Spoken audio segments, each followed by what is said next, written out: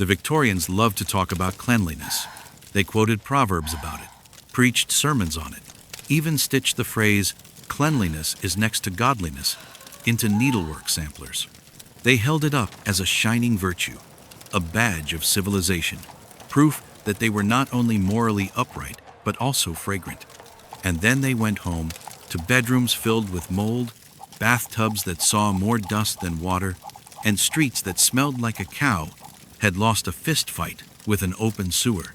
To step into the Victorian era is to step into a paradox, an age obsessed with being clean while living in conditions that would make a goat wrinkle its nose. This is a world of sponge baths performed with water colder than a debt collector's heart, of toothpaste made from chalk and soot, of laundry so rare that clothing often had more layers of smell than fabric. It was a time when soap was suspicious, sewer systems were experimental, and perfume was less about romance and more about survival. Tonight, History Lullaby will walk you through that world. You'll smell it, feel it, itch under it. We'll crawl into damp beds, wince through dental care that resembled medieval torture, and wade through streets where rats carried more authority than city councils.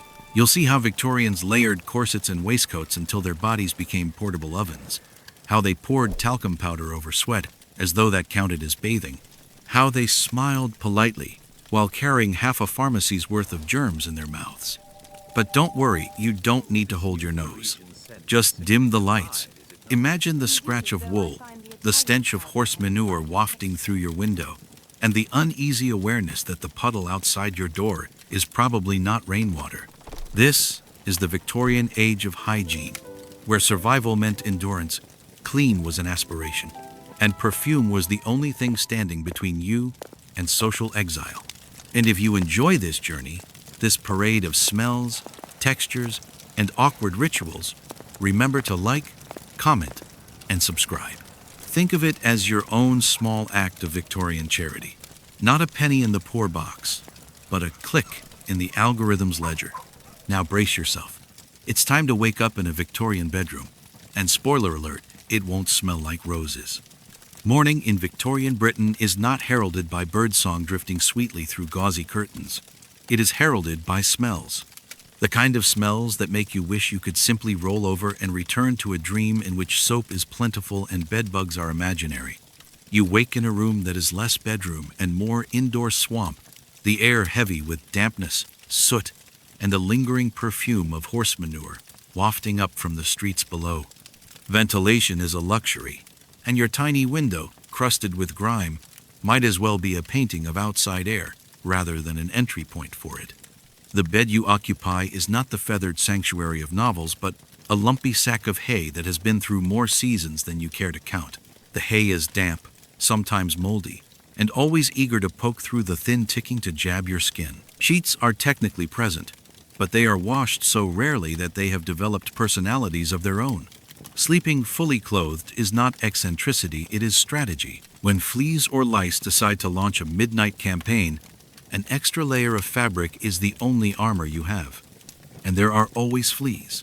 They leap from cracks in the wood, scuttle from the seams of the mattress, bite at ankles and wrists. Lice nestle in hair, burrow into clothing, and make mornings itchier than any sermon on sin. Spiders dangle confidently from corners, feeding happily on the other pests you wish would vanish. Dust collects in layers thick enough to count as a second carpet, while soot drifts in through chimneys and settles on everything, including you. Clean air is theoretical, clean surfaces, a fantasy. You stir awake, scratching at your scalp, which feels less like hair and more like a public hostel for lice. Your muscles are stiff from the awkward angles forced by lumpy bedding. The hay shifts beneath you, with a sound like crumpling paper, reminding you that tonight you'll face the same discomfort again. The blanket clings damply to your legs, heavy with sweat and humidity that never fully dries in the cold, unventilated room. And you are not alone. Bedrooms are shared, sometimes with siblings, sometimes with parents, sometimes with half a dozen other family members crammed into a space barely wide enough to turn around in. Privacy is non-existent, modesty impossible, and if one person snores, everyone suffers. The air grows thick with breath, with coughs, with the faint wheeze of someone struggling through tuberculosis. It is less a night's sleep and more a collective endurance test. When you finally drag yourself upright, you are greeted not by the sun but by condensation dripping down walls, streaking through layers of soot, and feeding patches of black mold blooming cheerfully in the corners. The mold, at least, is thriving. You rub your eyes, scratch again, and shuffle to your feet. The floor is cold, uneven, and sprinkled with grit. A rat scuttles into a hole near the baseboard, as if reminding you that you are merely renting space in its home. The first step of the day is survival, not comfort. You shake out your clothing, hoping to evict some of the night's freeloaders, and splash your face with water that is icy enough to wake the dead. Soap might be nearby, though it is often reserved for special occasions, not for daily ablutions.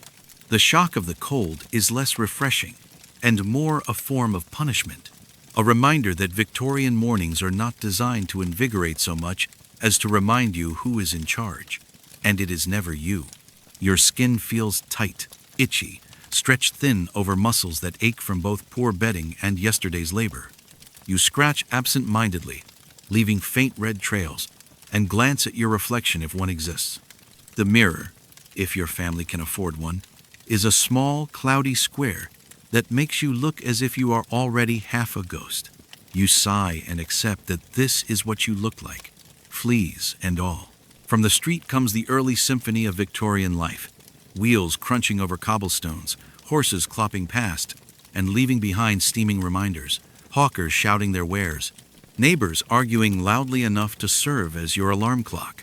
The stench from outside blends seamlessly with the stench inside, creating a cocktail of manure, coal smoke, sweat, and damp straw. It is a smell you cannot escape, only endure. Breakfast is still a long way off, and the day's chores stretch ahead, but the morning ritual is always the same.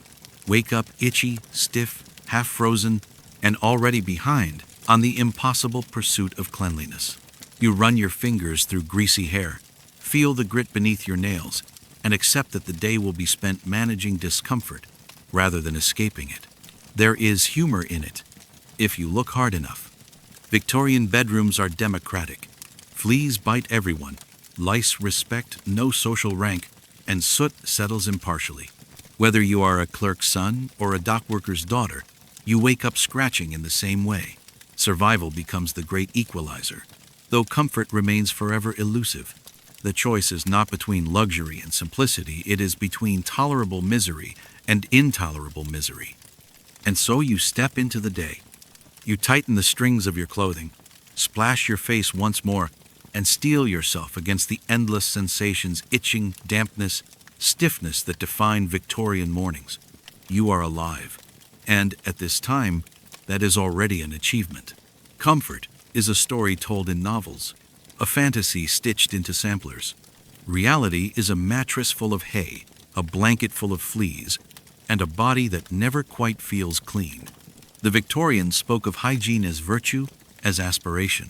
But in the bedroom where you woke, surrounded by pests, soot, and mold, hygiene was not an accomplishment. It was a daily battle fought before you even stepped outside. And it always began the same way, with a splash of cold water, a scratch at the scalp, and a grim laugh at the absurdity of trying to stay clean in a world built entirely on dirt. Bathing, in Victorian times, was less a daily habit and more a special event, like birthdays or comets. You didn't wake up and casually decide to take a bath. You negotiated with your conscience, your family schedule, and the temperature of the water. Cleanliness was not a matter of soap and steam, but of strategy and endurance. Most mornings began not with a plunge into warm water, but with the half-hearted compromise of the sponge bath. Picture it: a basin filled with water, cold enough to make your bones rattle, a sponge stiff with age and questionable cleanliness, and the resigned understanding that you were not about to become clean, only less offensive. You dipped the sponge, wrung it out, and dabbed at the obvious areas: the face, the armpits, maybe the feet if you were feeling ambitious. Everything else was left to imagination, prayer, or perfume. The water itself was an obstacle. It had to be carried bucket by bucket, often from a pump in the street or a cistern in the courtyard. By the time it arrived in your room, Your enthusiasm for cleanliness had already withered. Heating the water meant lighting a fire and burning fuel, which was costly. For most families, the idea of warm water every morning was as laughable as clean air. Cold water it was, shocking, bracing, and enough to remind you that modesty and misery often went hand in hand. Ah yes, modesty. The Victorians prized it above almost everything, and it shaped their hygiene as much as any scarcity of water. Bathing fully nude was frowned upon, even if you were alone. The sight of your own body could be morally corrupting. So many performed their sponge baths partially clothed, maneuvering carefully around chemises and shirts. Privacy was limited anyway. Rooms were shared, bathrooms non-existent, doors thin. A thorough scrub might lead to embarrassment, so partial cleaning became the respectable norm. Better to live itchy than risk immodesty. Hair care was its own battlefield. Shampoo, as you know it, did not exist. Soap could be used, but it stripped hair of oil and left it brittle. Instead, Victorians turned to grease, pomades, and oils to keep their hair manageable, or at least shiny enough to distract from the smell. The downside, of course, was that lice adored these conditions. Combing through your scalp became a daily ritual of discovery, each louse a reminder that hygiene was less about eradication and more about containment. Knit combs scraped mercilessly through tangles, while mothers sat children down to wage war against infestations that inevitably returned. For men, hair was waxed, oiled, and parted with soldierly precision. For women, it was braided, pinned, and piled into elaborate constructions. The hours spent arranging it were acts of discipline, but beneath the ribbons and pins lurked the unwashed truth: grease, dust, and the occasional flea. Hairstyles became both fashion and camouflage, turning the head into a stage where beauty tried to distract from biology. Bathing, when it actually happened, was ceremonial. Weekly if you were lucky, less often if you were not. Families often shared a single tub of water, beginning with the father, then the mother, then children in descending order of importance. By the time the youngest child climbed in, the water was more soup than bath, flecked with soap, scum, dirt, and the weary resignation of everyone involved. It was better than nothing, but not by much. Public baths existed, but they carried risks of their own. Communal tubs filled with strangers were not exactly hygienic paradises. Soap was shared, towels were communal, and the water turned murky within minutes. The experience was equal parts cleansing and contamination, and many left wondering if they had gained more germs than they had lost. Still, for those without private facilities, it was an occasional necessity. For most, cleanliness was not about removing odor, but about masking it. Talcum powder was dusted liberally over bodies to absorb sweat and create the illusion of freshness. Perfumes and colognes were splashed generously, turning every social gathering into a symphony of competing fragrances. Lavender, rosewater, and citrus oils fought valiantly against the undertones of sweat, soot, and manure. Cologne became less a luxury and more a social necessity, a declaration that you had at least tried. The result was that hygiene became performance. Smelling pleasant was a form of social signaling, proof that you aspired to refinement even if your mattress was crawling and your bathtub dusty from disuse.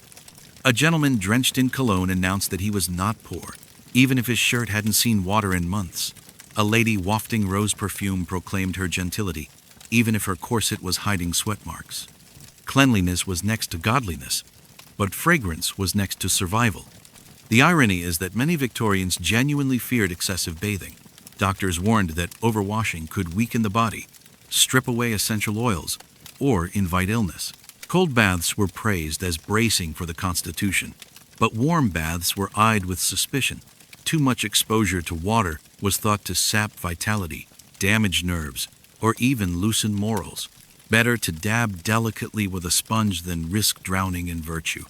And so, the daily ritual of hygiene was less about cleanliness than compromise.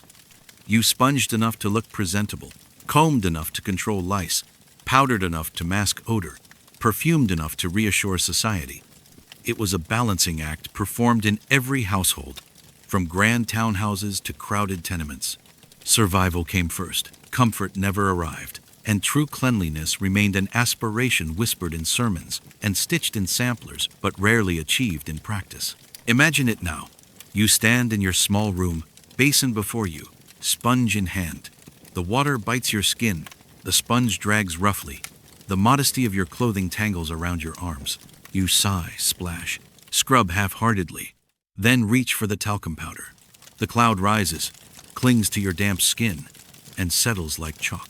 Finally, you dab perfume at your neck, a fragrant shield against the inevitable smells of the street. You are not clean, not really, but you are ready to face the world. Victorian hygiene was not about triumph over filth. It was about endurance, about small gestures that staved off total surrender. The sponge bath was not refreshing, the powder not effective, the perfume not honest but together. They formed a ritual of resilience, clean enough to survive, fragrant enough to socialize, powdered enough to pretend. That was the Victorian definition of personal hygiene. If mornings in Victorian bedrooms were an assault on the nose, then Victorian mouths were an assault on everything else. To live in this era was to carry a battlefield between your gums, fought with crude tools, questionable powders, and the resigned understanding that teeth were temporary companions, not lifelong friends. Your toothbrush, for instance, is less a tool of hygiene and more a torture device in disguise. Imagine a wooden handle, bristling with pig hair stiff enough to scratch glass.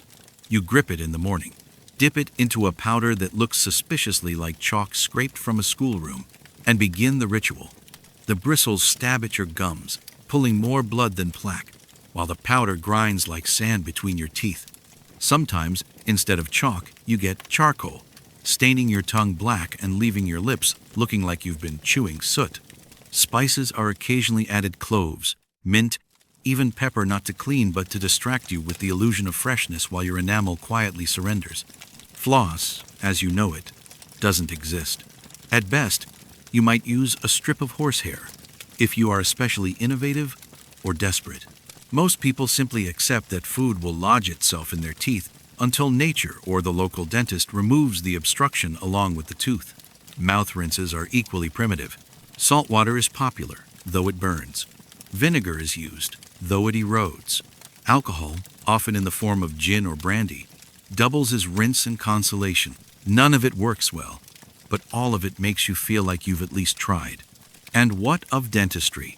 Brace yourself, for this is not the realm of white coats and fluoride. This is the realm of barbers and blacksmiths moonlighting as tooth pullers, armed with pliers, forceps, and a willingness to hold you down while they work. Anesthesia is minimal, if it exists at all. A shot of whiskey, a prayer, and maybe a leather strap to bite that is your preparation for extraction. The dentist grips the tooth, twists, yanks, and you scream as pain shoots through your skull like lightning. The crowd in the waiting room listens sympathetically, though not enough to leave. Everyone knows their turn is coming. The fillings are crude. Early versions use lead, tin, or even melted gold, packed roughly into cavities that have been scraped out with tools better suited for carpentry. Infection is common, abscess is inevitable, and sometimes the treatment is worse than the disease. But what choice do you have? The alternative is to let decay spread until the tooth rots and falls out, taking part of your jaw with it. Victorian dentistry is not about saving teeth, it is about delaying disaster. For the poor, dentistry is even bleaker. Toothache is treated with poultices of herbs, applications of leeches, or prayers whispered into rags pressed against swollen cheeks. If extraction is necessary, it may be done at home with a pair of household pliers, the unlucky patient held down by relatives while someone pulls. The screams are heard down the street, but no one complains. Everyone has screamed in the same way at some point. The wealthy fare little better, though their suffering is dressed in better upholstery. They recline in dental chairs, surrounded by polished wood and brass instruments, gleaming in candlelight, while a gentleman dentist explains calmly that the procedure will be brief. Brief it may be, but painless it is not. The tooth still comes out with a crack and a gush of blood. The tools still slip. The infection still festers. Wealth buys refinement, not relief. And yet teeth in the Victorian era are not judged by whiteness or straightness. They are judged by function. Do they chew? Do they allow you to eat bread and meat without agony? then they are good enough. A smile is not an aesthetic display, but a survival mechanism. Beauty standards in dentistry are minimal, partly because no one can afford higher ones, and partly because everyone knows the futility of the attempt. A mouth full of intact teeth is a miracle. A mouth missing a few is normal. A mouth missing many is a sign of experience, not shame. Dentures do exist, but they are far from modern marvels. Early versions are carved from ivory or assembled from real human teeth purchased from grave robbers or desperate poor. They do not fit well, they clack embarrassingly when you speak, and they cause sores that make eating difficult. Still, they allow you to present a full set of teeth at social gatherings, which is all that matters. Function may falter, but appearances survive. Children are not spared. Their dental hygiene is as rudimentary as their parents', and toothache is a common part of growing up. Mothers rub soot or chalk on their children's gums. Fathers joke grimly that losing teeth builds character. Schoolyards echo with the cries of children clutching swollen jaws. For many, adulthood arrives with gaps already carved into their smiles. The irony is that the Victorians valued moral cleanliness far more than physical. A sermon against vice could last hours, while a lesson on brushing lasted seconds. Teeth were not seen as objects of vanity, but as tools, and tools could be replaced when they broke. It was only toward the end of the century, with advances in medicine and the growing middle class, that smiles began to matter aesthetically. Until then, mouths were judged the way one judges shoes, serviceable until they fell apart. Imagine now that you wake with a dull ache in your jaw. You reach for your toothbrush, its pig bristles sharp against your gums, and dip it into a tin of chalk powder. You scrub half-heartedly, spitting gray froth into a basin already stained from years of the same ritual. Your gums bleed, your teeth feel no cleaner, but at least your breath smells faintly of cloves. Later, if the pain worsens, you will visit the barber, who will set aside his scissors, grip your head, and pull. You will leave bleeding, bruised, and grateful that the agony is gone, even if half your molars are gone with it. Victorian dental care was not about pearly smiles. It was about survival, about chewing without agony, about staving off infection long enough to live another day. The powders scratched, the bristles stabbed, the dentist yanked, but through it all, people endured. They laughed, they ate, they spoke, often through missing teeth, often through pain. Smiles were not perfect, but they were human, crooked and bloody reminders that in an age obsessed with virtue, even mouths had to suffer for survival. For Victorians, bathing was rarely a private, candlelit luxury. It was communal, awkward, and often questionable in its ability to leave anyone cleaner than when they arrived. Public bathhouses were the great equalizer of hygiene, places where the poor went out of necessity, the middle class went out of duty, and everyone left wondering if they had just exchanged their own dirt for someone else's. Step inside, and the first thing you notice is the smell.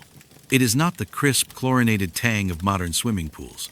It is a stew of damp towels, unwashed bodies, wood smoke, soap that smells faintly of animal fat, and water that has already passed through too many pores. The steam clings to you instantly, heavy and sour, carrying with it hints of every previous bather.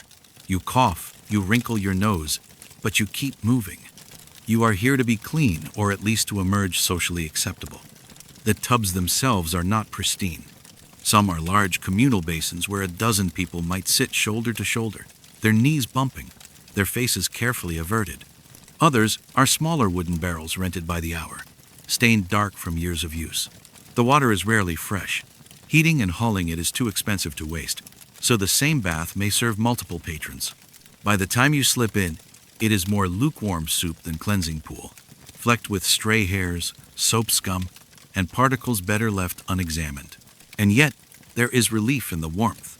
For a moment, your stiff muscles soften, your skin sighs, and you allow yourself to believe that the bath might actually be doing its job. Then you notice the man across from you scrubbing vigorously with a shared bar of soap, flakes of his dirt dissolving into the same water now touching your skin. You look down, reconsider your choices, and decide that perhaps talcum powder wasn't so bad after all. Soap is communal. Towels are communal. Privacy is an illusion.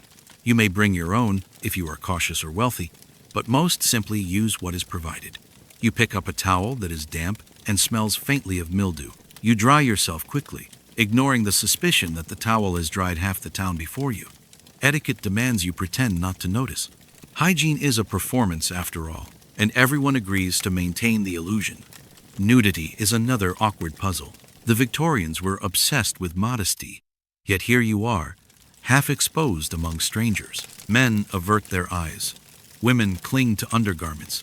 Children splash freely, oblivious to the moral peril their parents fear. Some bathhouses enforce strict separations, men in one wing, women in another, but space and economics often blur these boundaries. The result is a room full of carefully averted gazes, nervous laughter, and the occasional scandal when a curtain slips or a schedule overlaps. The sensory experience is unforgettable. The water is warm, yes, but it tastes faintly metallic if it splashes into your mouth. The floor is slippery, coated with soap residue, and the bare footprints of dozens of others. The air is thick, humid, and carries the murmur of conversations echoing off damp walls. Every cough, every sneeze, every splash seems magnified, mingling with the hiss of steam and the creak of wooden tubs. It is intimate, but not pleasant, cleansing, but not comforting. And yet, public baths are social spaces as much as hygienic ones. People gather not only to wash, but to gossip, to trade news, to share complaints. A bathhouse can feel like a marketplace, full of chatter and negotiation, punctuated by the squeak of sponges and the occasional yelp of someone encountering unexpectedly cold water. Gossip flows as freely as steam, carrying stories of neighbors, employers, and scandals.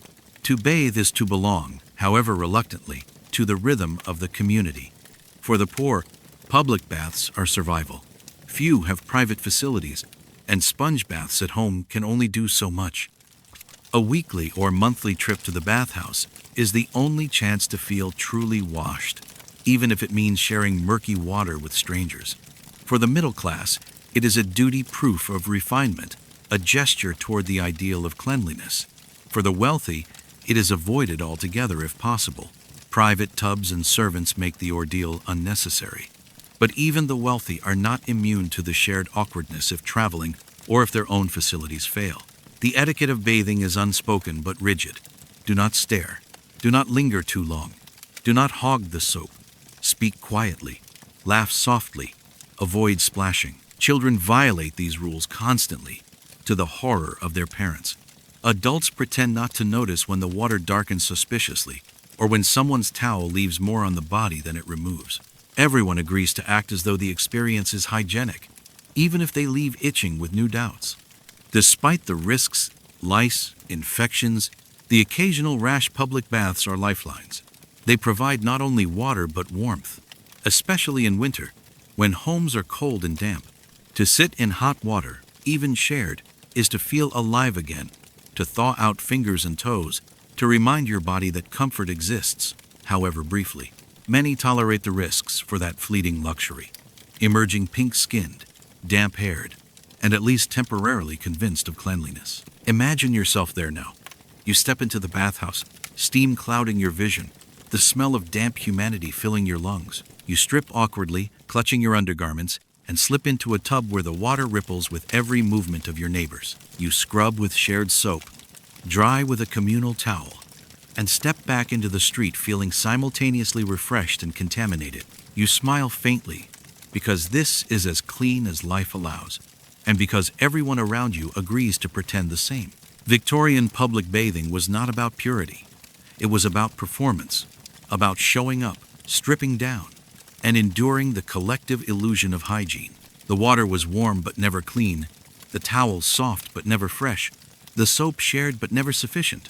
And yet, people returned, week after week, because in a world of soot, sweat, and sewage, even imperfect bathing was better than none at all. Skin became a distant rumor.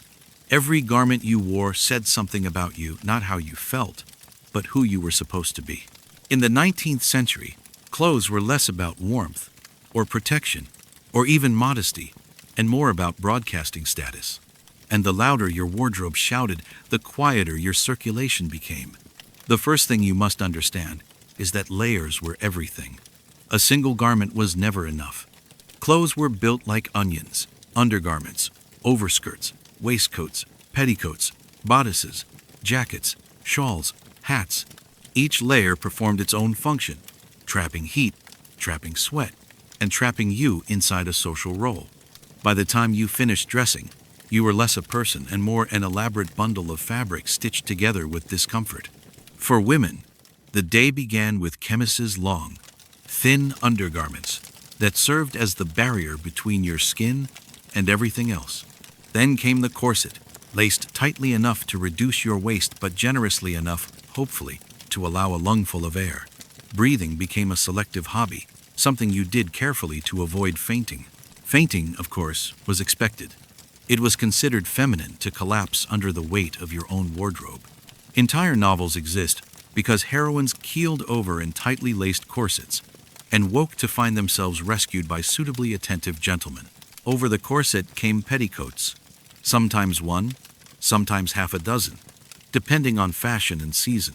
Each added volume, each added weight. Then came the dress itself: bodice stiff, skirt heavy, sleeves puffed, collars high. To be a Victorian lady was to carry your wardrobe as though it were architecture, a moving building of fabric, boning, and lace. You were a human teapot, steaming inside your own costume, smiling serenely while every muscle screamed for relief. Men fared little better. The foundation of their suffering was the starched shirt. Imagine fabric stiffened to the consistency of cardboard, pressed and bleached until it could practically stand on its own. Wearing it was less about comfort and more about restraint. Collars rubbed raw against skin, cuffs dug into wrists, and movement was reduced to the careful stiffness of a penguin trying to look dignified. Over the shirt went the waistcoat, fitted tightly enough to show discipline, followed by the jacket, tailored and heavy, its wool woven thick to resist wrinkles but not to permit airflow. Add to this a cravat or tie, neatly knotted at the throat like a fashionable noose, and you begin to understand why Victorian gentlemen walked with such rigid posture. They had no other choice. To slouch was to suffocate. Heat builds quickly beneath these layers. Summer was a torment, winter a relief, but even in cold months the amount of fabric trapped sweat and odor. Underclothes were rarely changed daily, partly because laundry was an ordeal, and partly because most families owned only a few sets. Wash day meant boiling water, scrubbing by hand, hanging garments to dry in damp air, and ironing with irons heated on stoves. It was back-breaking work, usually done by servants or, in poorer families, by exhausted mothers and daughters. To conserve labor, laundry was done sparingly. Instead, clothes were refreshed with talcum powder, vinegar rinses, or cologne less cleaning, more creative deodorizing. This meant that clothing became an ecosystem. Sweat soaked into fabric, dust clung to hems, coal soot embedded itself in every fiber. Fleas and lice found shelter in seams, adding their own commentary to the daily discomfort. To change clothes was not simply to swap fabric, it was to temporarily shed a colony of irritants, only to invite them back as soon as the garments were worn again. And yet, clothing was sacred. To appear improperly dressed was to invite scandal, regardless of your personal comfort. A lady without gloves was a public disgrace. A gentleman without a waistcoat was half naked in the eyes of society. Children were laced, layered, and trussed like miniature adults, their play muffled by stiff cottons and woolens. Even the working poor wore multiple layers, though theirs were patched, threadbare, and heavy with grime. A laborer in sweat-soaked shirts still carried the expectation of appearing proper, even if the effort was more performance than practicality. Consider for a moment the sensation of wearing a corset in midsummer. The fabric clings, the laces dig, your ribs protest. Each breath feels like an accomplishment. Sweat gathers, trapped beneath chemises and stays, rolling down your spine only to be caught by another layer. The weight of skirts pulls at your waist. The steel hoops of crinolines creak when you move, and the act of sitting requires strategy. To bend is to risk rupture. To sneeze is to risk disaster. To live is to endure. For men, the sensation is equally cruel. Wool jackets trap heat, starch collars chafe until your neck feels aflame, and the waistcoat squeezes like a polite straitjacket. Each movement is accompanied by the rustle of fabric, the creak of seams, the faint but unmistakable aroma of sweat hidden beneath a haze of cologne. You stand tall, not because you wish to, but because your wardrobe demands it. Laundry only magnified the suffering. Garments were scrubbed with harsh soaps, boiled, beaten against washboards. Colors faded, fabrics thinned, seams frayed. Starched shirts softened into limp exhaustion. Corsets bent, wool jackets acquired the shiny sheen of grease. Clothes wore out quickly, and replacing them was expensive. For the poor, this meant living in garments patched beyond recognition. Layers of mending, stitched upon mending until the original fabric was more memorable than cloth. Perfume and powder filled the gap between reality and aspiration. A dusting of talcum powder absorbed sweat and left a ghostly film on the skin, a cloud of fragrance masking the truth beneath. Cologne was splashed liberally on collars, gloves, even handkerchiefs, so that every movement released a waft of artificial freshness. The result was a society that smelled simultaneously of flowers, citrus, sweat, and coal smoke, a sensory paradox that defined Victorian life. And yet the wardrobe was never optional. Clothing announced who you were in a way no words could. Fabrics, cuts, and colors all signaled class, wealth, and morality. A well-tailored waistcoat suggested discipline. A clean collar, respectability. A carefully chosen bonnet marked a woman's refinement. A spotless pair of gloves, her virtue. Clothes were status incarnate, stitched together with thread and suffering. The irony is that these garments were rarely practical for the environments in which they were worn. Streets were muddy, houses smoky, workplaces filthy. Long skirts trailed through horse manure. Waistcoats absorbed soot. Corsets dug into ribs already sore from coughing and polluted air. Fashion was a declaration of superiority to one's surroundings, even as those surroundings clung stubbornly to the hems of dresses and the cuffs of trousers. Imagine now that you are dressing for the day. You step into a chemise, lace yourself into a corset until your breath shortens, layer on petticoats until you feel like you've grown a second body, then drape yourself in skirts heavy enough to count as luggage. You pin your hair, slip on gloves, and place a bonnet carefully upon your head. You are ready, though you are exhausted before leaving your room. Or perhaps you button yourself into a stiff shirt, fasten your waistcoat snugly, knot your cravat tight, and shrug into a wool jacket. You look respectable. You also look as though you are about to faint. Both impressions are correct. Victorian clothing was not about comfort. It was about discipline, about signaling refinement, about proving to the world that you belonged. To be clean was impossible. To look clean was essential. The sweat, the odor, the pests, hidden beneath the fabric, all were part of the price of appearing respectable. Clothing was armor, costume, and prison, all at once. And so, each day, millions dressed themselves into discomfort. They laced, buttoned, and layered until their bodies disappeared beneath fabric. They endured the weight, the heat, the chafing, the endless cycle of powder and perfume. They walked stiffly, sat carefully, and breathed shallowly, always mindful of the impression their clothes created. For in the Victorian world, your wardrobe was not just what you wore. It was who you were. Step outside your carefully powdered, faintly perfumed Victorian home, and you are greeted not by fresh air or sunshine, but by the city itself, an overwhelming theater of filth. The streets are alive, not with charm but with hazards, each corner offering a fresh insult to your nose, shoes, and constitution. Manure, excrement, stagnant puddles, refuse all mingle together into a texture that is neither solid nor liquid, but a third state of matter.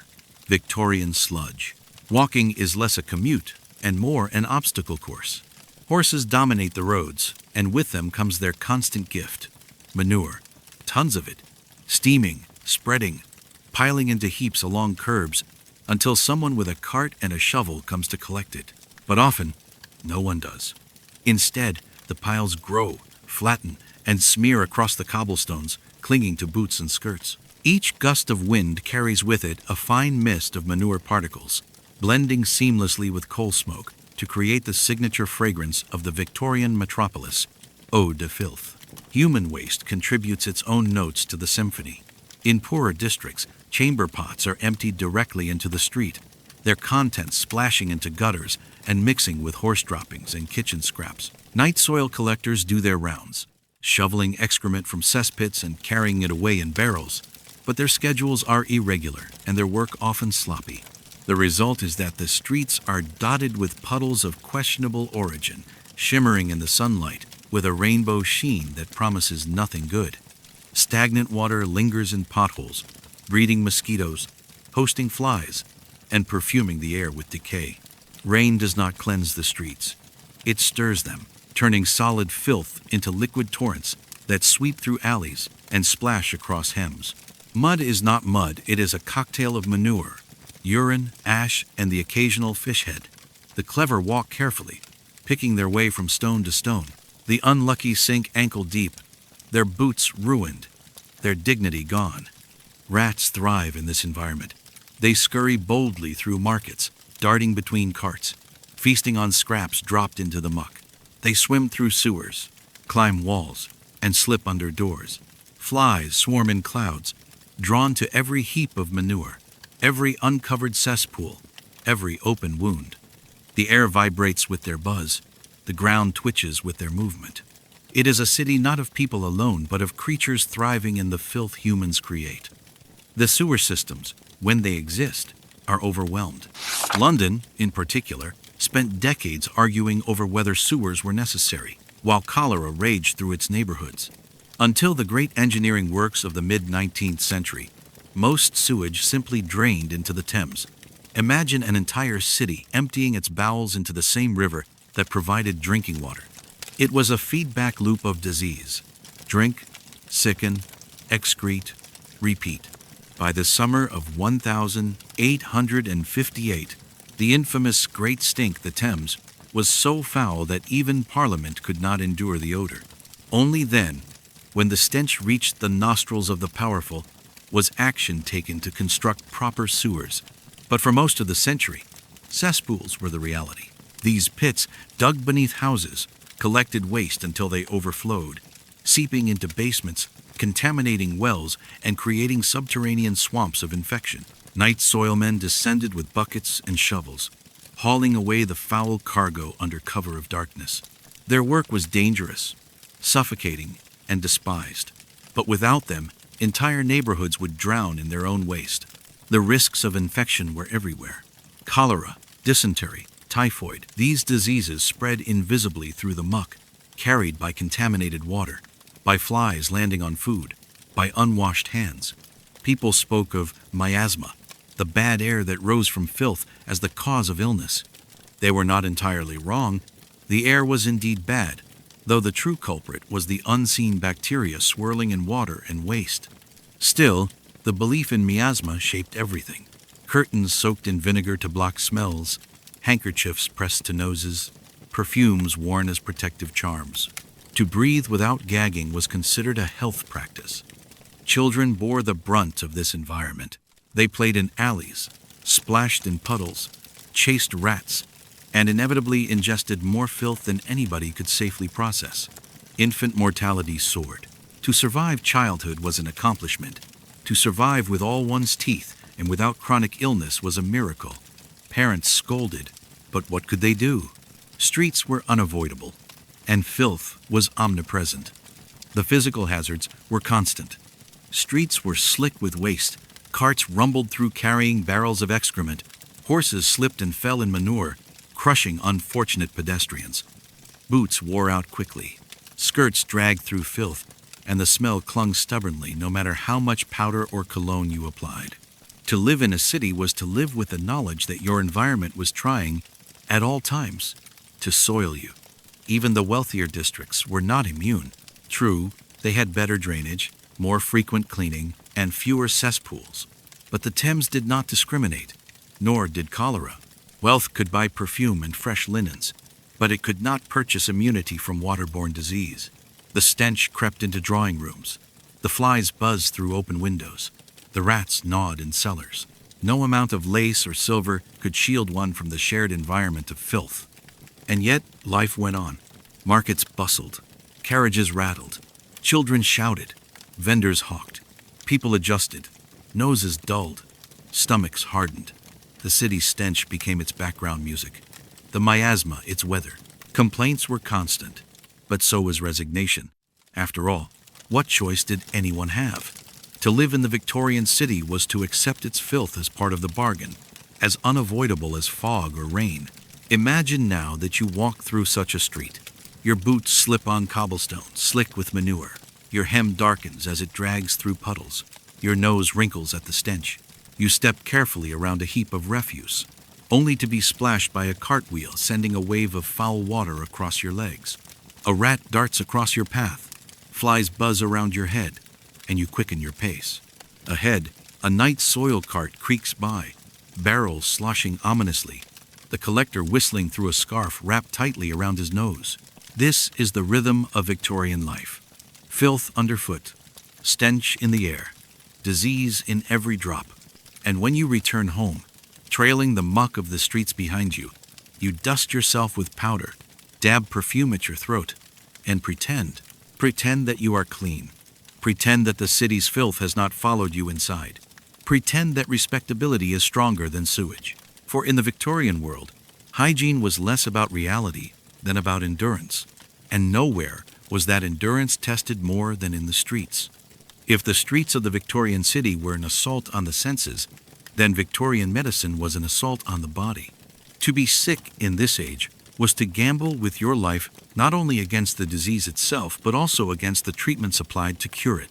Doctors respected, confident, occasionally imaginative, operated on principles less about science as you know it, and more about tradition, superstition, and sheer bravado. The result was a system that often did more harm than good, while maintaining an air of solemn authority that few dared question.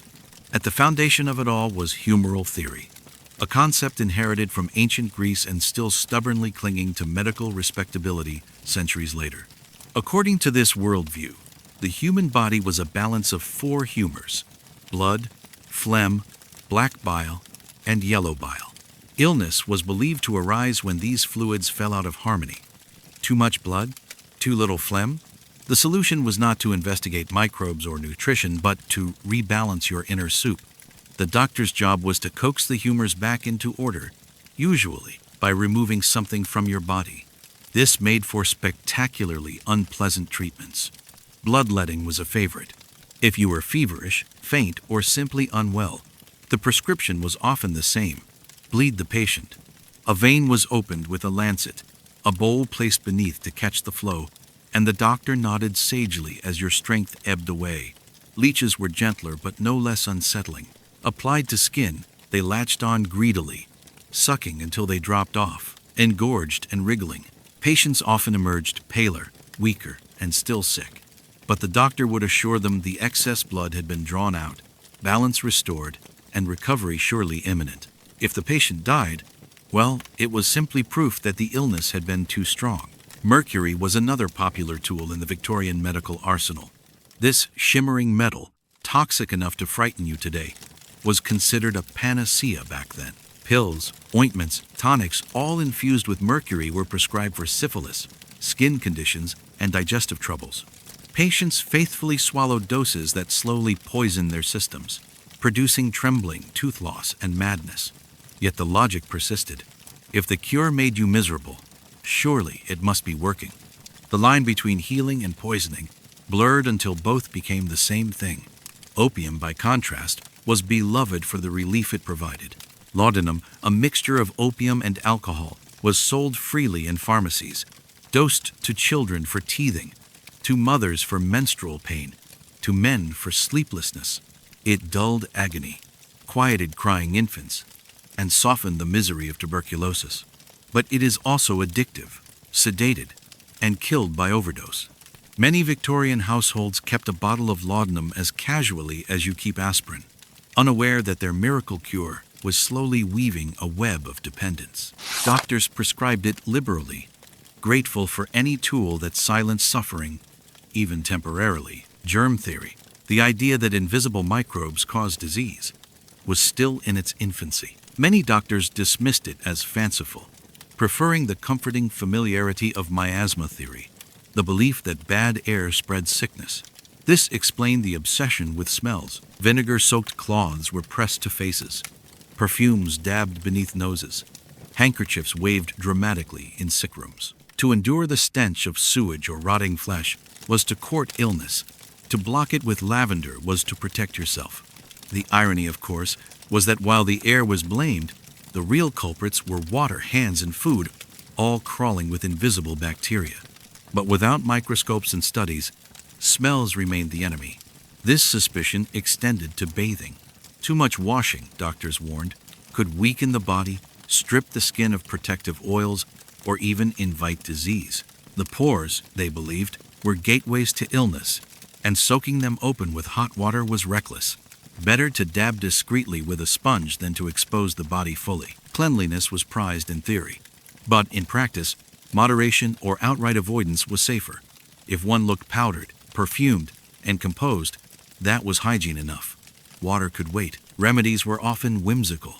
Mustard plasters, spread hot on the chest, promised to draw illness out through the skin. Cupping, where heated glass cups were placed on flesh to suck up angry welts, was thought to realign humors. Emetics induced vomiting. Purgatives induced diarrhea. Doctors cheerfully prescribed both, convinced that expelling anything from the body was equivalent to expelling disease. Patients staggered from treatment weaker, lighter, and occasionally cured by sheer accident. More often, they simply suffered longer. The line between doctor and quack was thin.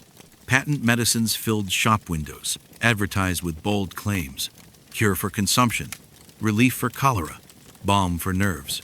Ingredients were rarely disclosed, but usually included alcohol, opium, or both. The effect was immediate. Patients felt soothed, energized, even euphoric. But the illnesses remained, and dependency followed. Yet with no regulation and little scientific understanding, these remedies flourished. To question them was to risk being seen as ungrateful for the relief they provided. Humor hides in hindsight. Picture a patient coughing violently, prescribed a syrup of opium and honey. He drinks, sighs in relief, and falls asleep. The doctor beams, convinced he has cured the cough, while the disease continues its march unseen. Or imagine a mother spooning laudanum into her baby's mouth to ease teething pain, proud of her wisdom, unaware that the drug is both calming and deadly.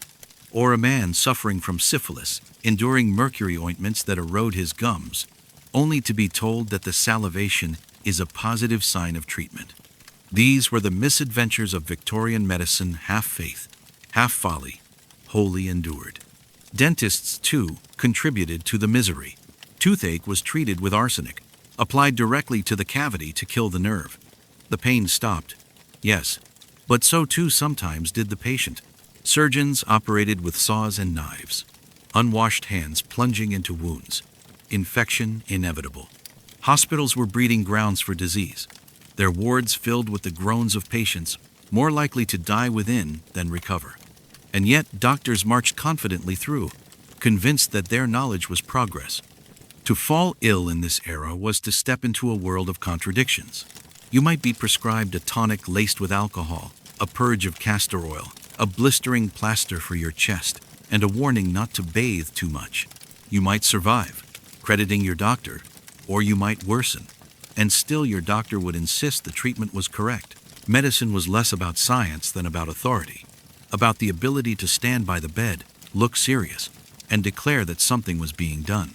And yet, amidst the chaos, resilience flourished. Families nursed one another with home remedies, passing down herbal recipes and folk practices. Priests offered prayers. Neighbors shared vinegar-soaked rags. Mothers brewed teas of chamomile and peppermint. Not all was folly. Some remedies soothed, some truly helped. But the line between help and harm was always thin, and survival often depended more on luck than on medicine. Imagine now that you are sick in Victorian Britain. Fever burns, cough racks your chest. The doctor arrives, solemn and dignified. He prescribes bloodletting. You are bled. He prescribes laudanum. You sleep. He prescribes mercury. Your gums ache, your teeth loosen. Through it all, he assures you that balance is being restored. You nod weakly, unable to argue. Days later, you may recover by sheer chance, or you may not. Either way, your doctor's confidence remains unshaken. This was Victorian medicine. Hopeful, harmful, humorous in hindsight, horrifying in practice. A system built on theories older than the streets, applied with confidence, endured with resignation. And yet, through it all, people lived. They endured leeches, mercury, opium, vinegar, and endless lectures about the dangers of bathing. They survived, not because of medicine, but often in spite of it. And in their survival, they carried forward the slow, painful march toward the medical knowledge you now take for granted. In the Victorian world, hygiene was never simply about health. It was about appearances, morality, and, above all, class. To be clean was less about the actual absence of dirt than about the presence of signals, powders, perfumes, fabrics, mannerisms that declared to others that you belonged to a certain level of society. Soap and water could only take you so far. What mattered more was whether you looked and smelled respectable, even if underneath you were as itchy, sweaty, and lice-ridden as everyone else. The idea of cleanliness as aspiration rather than reality was stitched into every layer of Victorian culture. To the poor, scrubbing hands and faces before Sunday service was a badge of dignity, a chance to show they could rise above their surroundings. To the middle class, hygiene became a moral project, proof of self-discipline, respectability, and the ability to conform to social standards. To the wealthy, hygiene was theater, complete with wardrobes, perfumes, and servants to maintain the illusion that filth never touched their skin. Perfume, cologne, and powder were not mere luxuries. They were weapons in the social arms race. A gentleman's splash of cologne before calling on acquaintances was as important as his handshake. A lady's faint cloud of lavender or rosewater was a declaration of refinement. In drawing rooms and parlors, the air was thick with competing fragrances, each one masking sweat, soot, and the faint tang of sewage drifting in from the street. To smell good was to belong. To smell bad was to invite suspicion, gossip, and exclusion. Powders, too, had their role. Talcum powder dusted onto the skin, into hair, even into shoes, absorbed sweat, and gave the illusion of freshness. Ladies powdered their faces lightly, striving for a pale, clean look, while gentlemen shook powder into collars and cuffs to stave off visible stains. The result was a population constantly dusted, fragrant, and faintly chalky, like a society of ghosts determined to convince themselves they were pristine. Cleanliness became a political tool as well. Reformers wrote tracts urging the poor to bathe more, to scrub their homes, to prove their moral worth through soap and water. Public health campaigns framed filth as not just a danger to the body but a danger to the soul. Poverty was equated with dirt, wealth with cleanliness. To be clean was to be virtuous. To be dirty was to be morally suspect. It was a cruel simplification, ignoring the reality that access to water, soap, and facilities was determined by money, not morality. Competition in appearances reached absurd levels. Neighbors judged neighbors on the brightness of collars, the fragrance of gloves, and the tidiness of boots. A stained shirt could mean lost employment. A whiff of sweat could ruin a social introduction. Families spent beyond their means to maintain wardrobes and scents that signaled respectability, even while their actual homes reeked of damp and sewage. Hygiene was less about what you felt and more about what others perceived. And perception was everything. A middle-class clerk might bathe only once a week, but if he arrived at work powdered, cologned, and starched, he was considered clean. A working-class mother might scrub her children's faces raw for Sunday service, even if they returned to a vermin-infested room. A wealthy lady might drape herself in lace and perfume, even as her corset hid sweat marks and her hair harbored lice. Cleanliness was a performance, and as long as the performance was convincing, reality did not matter. The divide between classes was sharp. The poor relied on public pumps, shared washrooms, and occasional trips to bathhouses. Their clothes were washed rarely, their bodies scrubbed in cold basins, their perfume whatever herbs they could afford. For them, cleanliness was aspirational, a chance to prove worth in a society determined to label them filthy. The middle classes, with slightly better means, adopted hygiene as a discipline, proud of their starched shirts, their bottles of cologne, and their ability to keep dirt at bay for appearance's sake. The wealthy, meanwhile, turned cleanliness into spectacle. Their homes boasted private baths, their wardrobes endless changes of linen, their scents imported from Paris. They floated above the filth, or at least pretended to. Yet even the wealthy were not immune to the realities of Victorian hygiene. Their perfumes were stronger not because they were cleaner, but because they needed more cover. Their wardrobes were vast, not because they were freer of sweat, but because they could afford constant laundering. Their baths were private, yes, but their water still came from rivers tainted by sewage. Their air still thick with coal smoke. Cleanliness for them was not a reality, but a luxury of presentation. Social expectations reinforced the system. To be seen dirty was to risk not only embarrassment but exclusion. Employers judged workers on their appearance. Landlords judged tenants, and families judged suitors. A gentleman courting a lady needed polished boots and scented gloves. A governess seeking work needed tidy collars and a powdered face. A child sent to school needed a scrubbed face and combed hair, no matter how filthy their home. Cleanliness was currency, and those who lacked it were poor in more ways than one. Consider now the experience of walking into a Victorian parlor. The air is heavy with lavender, rosewater, and the faint sweetness of orange oil. Ladies sit stiffly in layers of lace and silk, their cheeks powdered pale, their hair pinned with precision. Gentlemen adjust their cravats, their collars starched, their gloves faintly scented with cologne. Conversation flows politely, but beneath it all, everyone is sniffing. Not obviously, not rudely, but carefully, subtly. The scent of another's body, or worse, the absence of scent, can unravel everything. Respectability rests on a whiff of rose, a hint of lavender, a veil of powder. And yet, beneath the performance, everyone knows the truth. They know that sweat clings to corsets, that lice crawl in seams, that feet ache in unwashed stockings. They know that perfumes are not cleanliness but camouflage. But society agrees to maintain the illusion, because to break it would be to admit that even the wealthiest drawing room smells faintly of manure from the street and sweat from the body. Better to live in pretense than in reality. Victorian hygiene, then, was not simply about dirt and soap. It was about identity, morality, and survival. To be clean was to belong. To smell pleasant was to be respectable. To powder your face was to announce virtue. It was theater performed daily, with talcum powder for makeup, cologne for script, and social approval for applause. The audience was everyone you met, and the performance never ended. And so, each day, millions of Victorians dressed, powdered, perfumed, and stepped into a world that smelled of sewage and soot. They endured lice, sweat, and filth, but they presented themselves as paragons of cleanliness.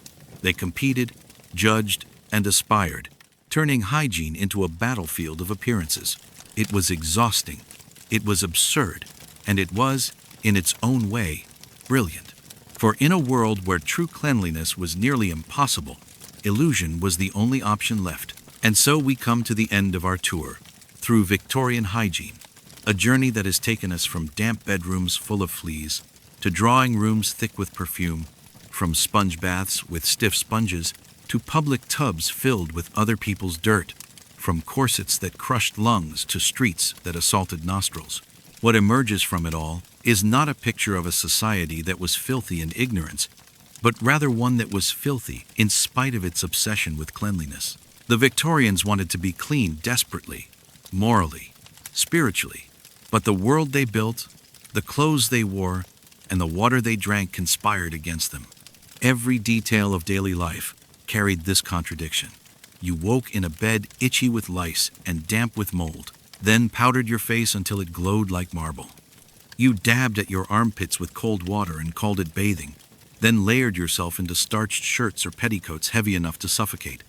You brushed your teeth with pig bristles and chalk, bleeding gums and all, then smiled politely in parlors that smelled faintly of sewage. You dodged horse manure in the street, stepped into drawing rooms scented with lavender, and nodded gravely at sermons declaring cleanliness next to godliness. Cleanliness was everywhere in principle, nowhere in practice, and yet, somehow, life went on. People adapted, endured, even thrived. They invented rituals, powders, perfumes, polite fictions that allowed them to live with the constant discomfort of their environment.